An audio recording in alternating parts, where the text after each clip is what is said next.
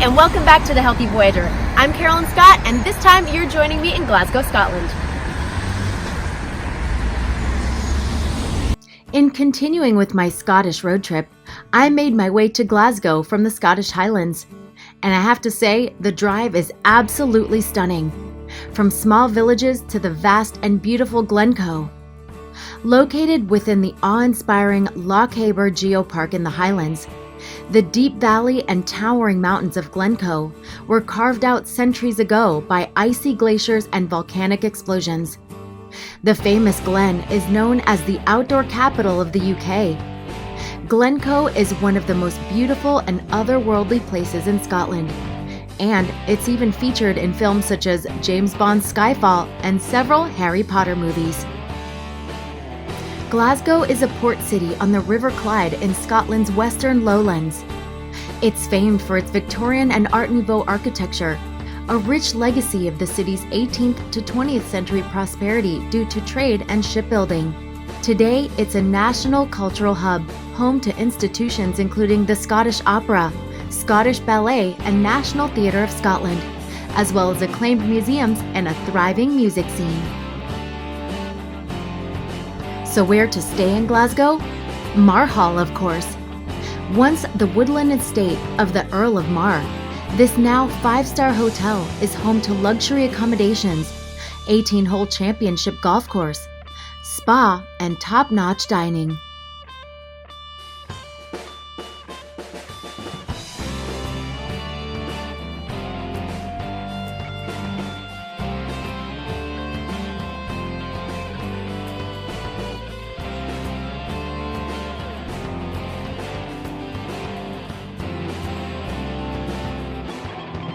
One of Europe's most vibrant and dynamic cities, that's been voted the world's friendliest city, Glasgow is home to some of Scotland's best cultural attractions, and best of all, most of them are completely free. You could easily fill your time exploring the different neighborhoods and enjoying the unique shopping, dining, and attractions in and around Glasgow.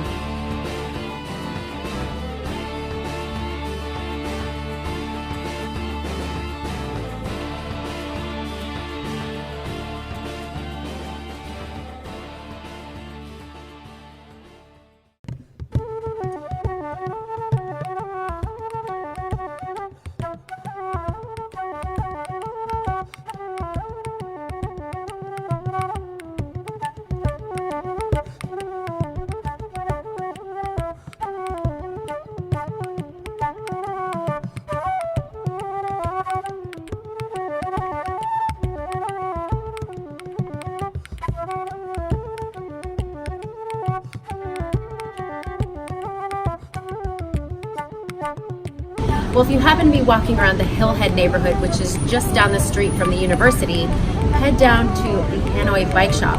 It's located down this really cute alleyway off the main street, and there are other cafes and shops, and I heard that they've got a vegan menu as well as a gluten-free menu, Vietnamese street food here in Glasgow.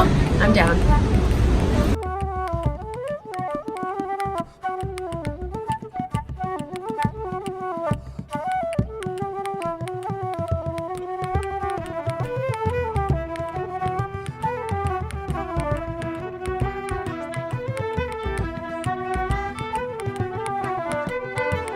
You could literally spend hours walking the streets of Glasgow, taking in the history as well as the liveliness of its citizens. So much so that you work up an appetite pretty quickly, and Pizza Punks is a great place to fill that void. With vegan as well as gluten-free options, this 80s retro-style pizza joint will be sure to hit the spot.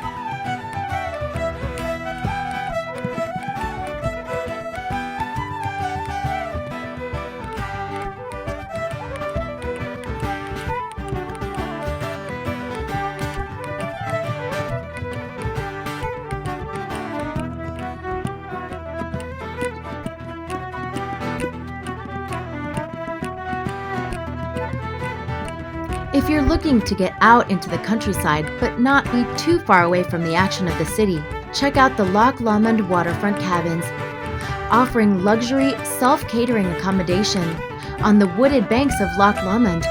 The 5-star holiday lodges each have their own private hot tub, steam cabin, ensuite bedrooms, fully equipped kitchen, and breathtaking views.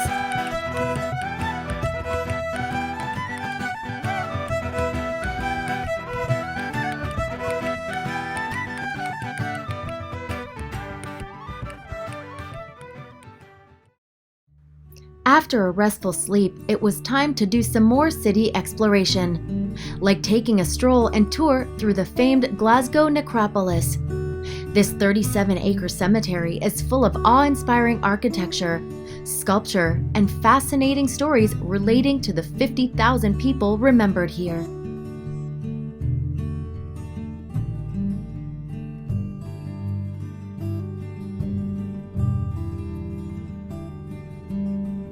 For those who don't know, Scotland is a big exporter of both whiskey and gin. I happen to be a gin enthusiast as well as a spa enthusiast. So when I found out that there was a gin spa, I had to come check it out.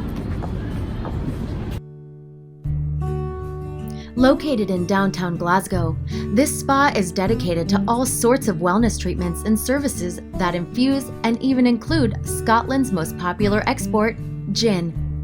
The first ever gin-inspired botanical day spa combines a detailed understanding of botanical ingredients with superb customer experience and indulgent bespoke spa treatments. A rich, unique experience unlike any other. Cheers!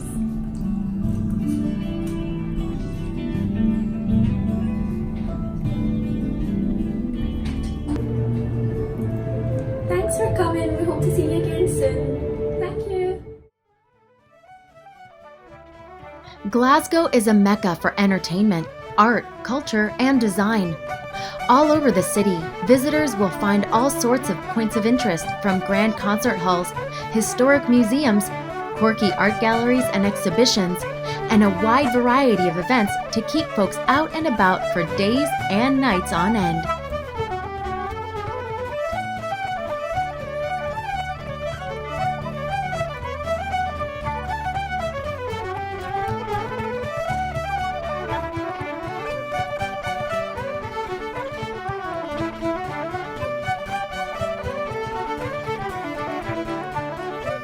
This vegan cafe, record store, and music venue is the heart of Glasgow's independent music scene, serving up delicious vegan comfort and bar food like mac and cheese, and yes, of course, vegan fish and chips.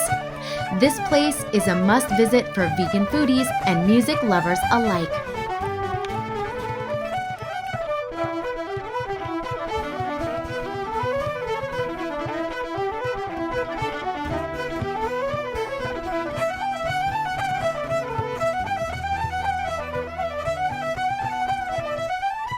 I love finding interesting and unique bars, and Waxy O'Connor's is one of those places.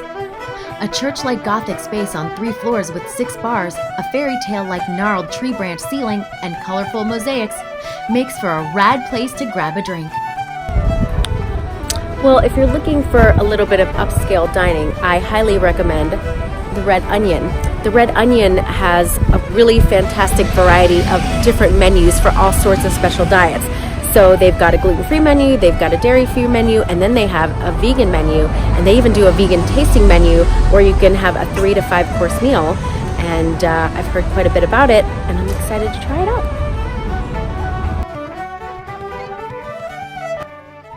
It was time for me to leave Glasgow and hit the road to Edinburgh. But of course, I had to make a few stops along the way. My first stop being at the lovely Stirling Castle, one of the largest and most important castles in Scotland, both historically and architecturally. So if you're road tripping between Glasgow and Edinburgh, make sure you head a little bit north and stop here at Stirling Castle. You can see Wallace Monument just across the way, so you can hit both places up in one fell swoop. I'm going to start checking out the castle. Join me. Stirling Castle was the key to the Kingdom of Scotland, dominating a vast volcanic rock above the River Forth at the meeting point between lowlands and highlands. Its origins are ancient, and over the centuries, it grew into a great royal residence and a powerful stronghold. In times of peace, Scottish royalty came to Stirling to enjoy its comforts, the superb hunting, and to hold court. The castle was often the center of government. Royal building projects like the Great Hall, the Chapel Royal, and the Palace of James V marked it out as one of the most important places in all of Scotland. Infamous deeds took place here, like the murder of the Earl of Douglas by James II. It was also a childhood home of some of the most famous people in Scottish and British history, such as Mary, Queen of Scots. Later, it became an important military base and eventually home to the Argyll and Sutherland Highlanders. Since the last of the soldiers marched away, it has seen major projects to return the main buildings to their original magnificence. Nowadays, Stirling Castle is famous internationally as one of Scotland's must-see visitor attractions. And be sure to pop into the Unicorn Cafe on the castle grounds for a snack before hitting the road.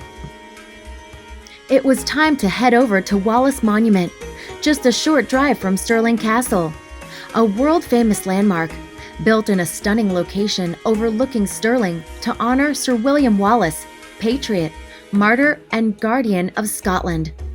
The walk up to the tower is a beautiful wooded path with all sorts of photo ops, but the main event is the tower itself. Guests must ascend 246 steps in a spiral staircase and pass through 3 levels of incredible museum exhibits before reaching the top of this breathtaking tower. And I have to say, it's so incredibly worth it. As I neared Glasgow, I made one more stop to visit the Kelpies, a 98-foot horsehead sculpture installation depicting Kelpies, or shape-shifting water spirits, standing next to a new extension to the Forth and Clyde Canal in the Helix Parkland project. Well, it's time for me to leave Glasgow, but I'm off on another adventure, and I hope you'll join me on the next Healthy Voyager.